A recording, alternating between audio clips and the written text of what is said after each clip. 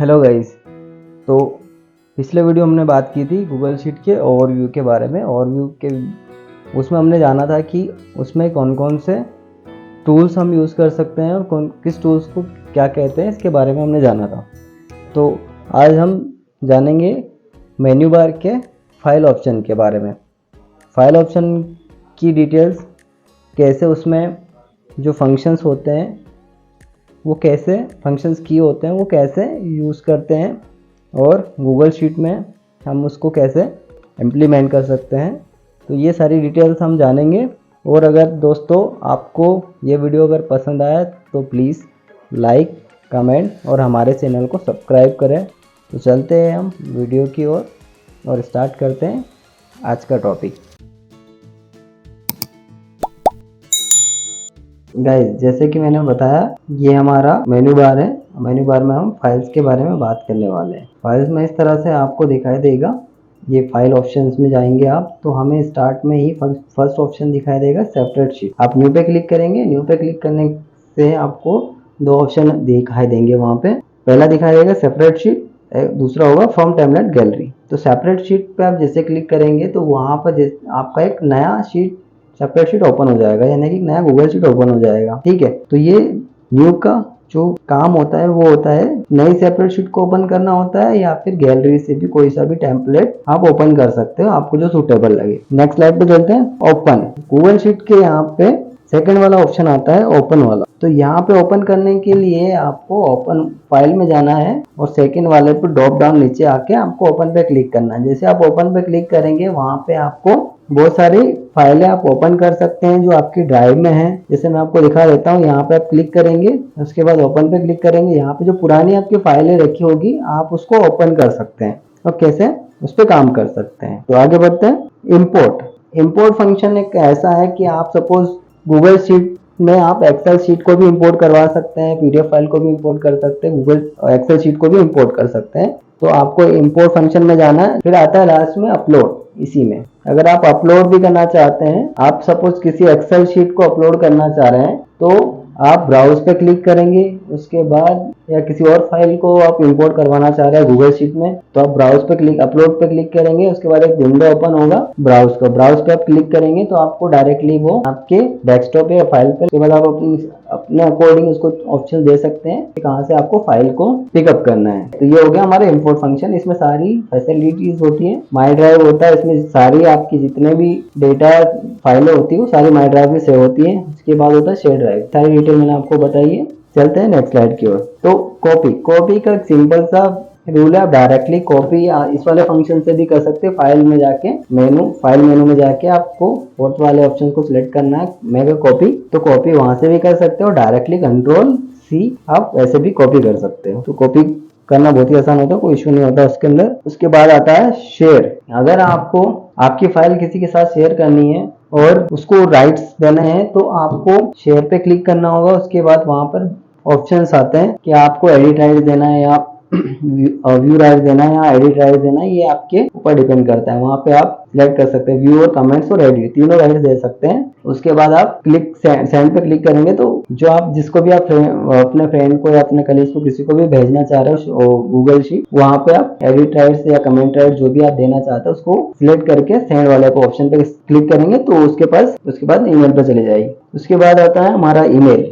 तो जिस फाइल पे आप काम कर रहे हैं उस फाइल को आप अपने ईमेल पर भी भेज सकते हैं। इसके लिए आपको फाइल मेन्यू में जाना होगा। उसके बाद ईमेल ऑप्शन आपको सिलेक्ट करना होगा। ईमेल ऑप्शन सिलेक्ट करने के बाद वहां पर आपको ऑप्शन दिखाएगा ईमेल दिस फाइल। तो ईमेल दिस फाइल, इस पे आप क्लिक करेंगे तो एक वहां पे ऑप्शन आपको डायलॉग बॉक्स दिखाई देगा। उसमें आपको पीडीएफ है, एक्सेल है, इस तरह से ऑप्शन दिखाई देंगे। अगर आपको जिस मॉडल में आपको भेजना है, जैसे पीडीएफ में भेजना है तो पीडीएफ सिलेक्ट कर लीजिए। अगर आपको एक्सेल में भेजना है तो एक्सेल सीएसवी होता है, उसको आप सिलेक्ट कर लीजिए। जो आपको रिक्वायरमेंट है उसके अकॉर्डिंग आपको सिलेक्ट करना है और ईमेल सेंड कर सकते हैं, आपको या किसी को भी भेज सकते हैं। तो आगे बढ़ते हैं। फिर आता है डाउनलोड वाला।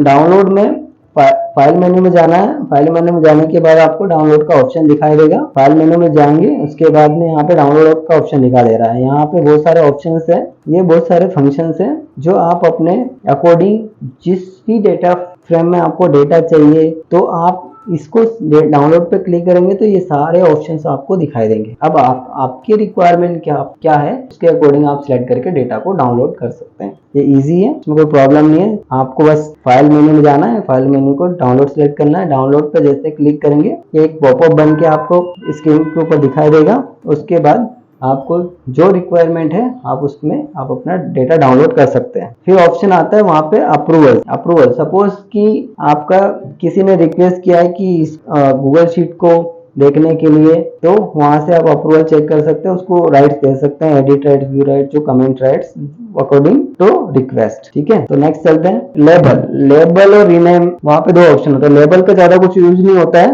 हम बात करते हैं रीनेम एक ऐसा फंक्शन है जिसमें आप अपनी गूगल शीट का नाम चेंज कर सकते हैं। किसी भी तरीके से आप अपने ड्रॉप डाउन मेनू में अपने फाइल का नाम चेंज कर सकते हैं। ये फाइल मेनू में जाके आपको नीचे डाउन करना है और उसके बाद आपको रीनेम पे जैसे क्लिक करेंगे आप अपनी फाइल का नाम के ऊपर ऑप्शन के ऊपर वो चले जाएगा ड्रॉप डाउन ऑटोमेटिकली। फिर आप अपनी फाइल का नाम चेंज कर सकते हैं अकॉर्डिंग टू योर डेटाबेस या डेटा सेट या डैशबोर्ड के अकॉर्डिंग। तो नेक्स्ट, सपोज मुझे किसी फाइल को किसी दूसरे फोल्डर में मूव करना है। अभी मेरा डेटा किसी और फोल्डर में था और मुझे किसी और फोल्डर में उसको मूव करना है। तो वैसे सिंपली मैं क्या करूंगा, मूव पे क्लिक करूंगा। मूव पे जैसे ही क्लिक करेंगे वहां पर मुझे एक डायलॉग बॉक्स ओपन होगा। फिर डायलॉग बॉक्स ओपन होने के बाद यहाँ पे एक फोल्डर ऑप्शन फोल्डर का एक डायलॉग बॉक्स ओपन होगा। फिर वहां पे लिखा होगा कि मूव हियर। अगर उस फाइल को अगर आप मूव करना चाहते हैं तो इस पे क्लिक करें तो ऑटोमेटिक जो आपका डेटा है, जो फाइल है, वो मूव हो जाएगी। फिर मूव पे क्लिक करेंगे तो ये सारे ऑप्शंस आएंगे कि आपको कहाँ पे आप मूव करना चाह रहे हैं, माई ड्राइव में, शेयर ड्राइव में, या कंप्यूटर पे, या शेयर विद में, कहाँ पे आप उसको मूव करना चाह रहे हैं। ठीक है, तो ये हो गया हमारा मूव का फंक्शन। फिर आगे बढ़ते हैं move to trash. Move to trash क्या होता है कि अगर सपोज कोई फाइल आप काम नहीं करना चाहते या उसमें कुछ प्रॉब्लम्स हो गए, गड़बड़ी हो गई, उसको डिलीट करना चाहते हैं, तो बेसिकली जिस फाइल पे आप काम कर रहे हैं उस पे आपको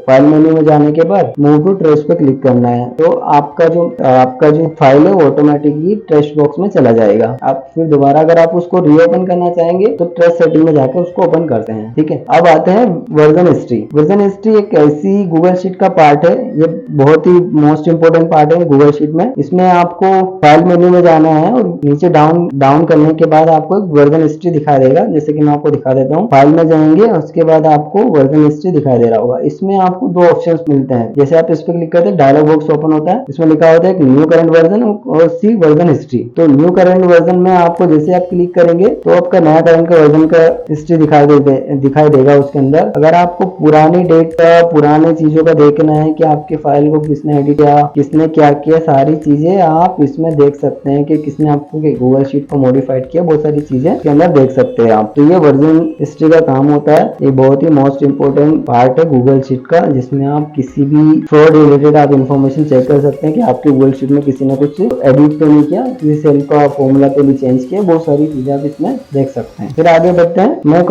ऑफलाइन। अगर आप सपोज इंटरनेट का कुछ इश्यू है या फिर कुछ और प्रॉब्लम है तो आप अपने गूगल शीट को ऑफलाइन भी आप काम कर सकते हैं, जिससे उसमें आपको ऑफलाइन पे क्लिक करना होगा और टर्न ऑन करना होगा। उसके बाद आपका जो गूगल शीट है ऑटोमेटिक ही ऑफलाइन चला जाएगा और फिर वो आपके ड्राइव में सेव होना आपकी जो ड्राइव है उसमें सेव होने लग जाएगा। ठीक है, बाकी आता है हमारा डिटेल्स में आप नॉर्मली आपके डॉक्यूमेंट की डिटेल चेक कर सकते हैं कि आपका डेटा कहाँ पे सेव हो रहा है, ओनर कौन है और क्या है, कितने बजे इसको क्रिएट किया है उस फाइल को। तो ये बहुत सारी डिटेल्स है गाइस। होप सो आपको ये डिटेल्स पसंद आई होगी। अगर गाइस पसंद आई तो प्लीज वीडियो को लाइक एंड हमारे चैनल को सब्सक्राइब जरूर करें। आज के लिए बस इतना ही, मिलते हैं नेक्स्ट वीडियो में। जय हिंद।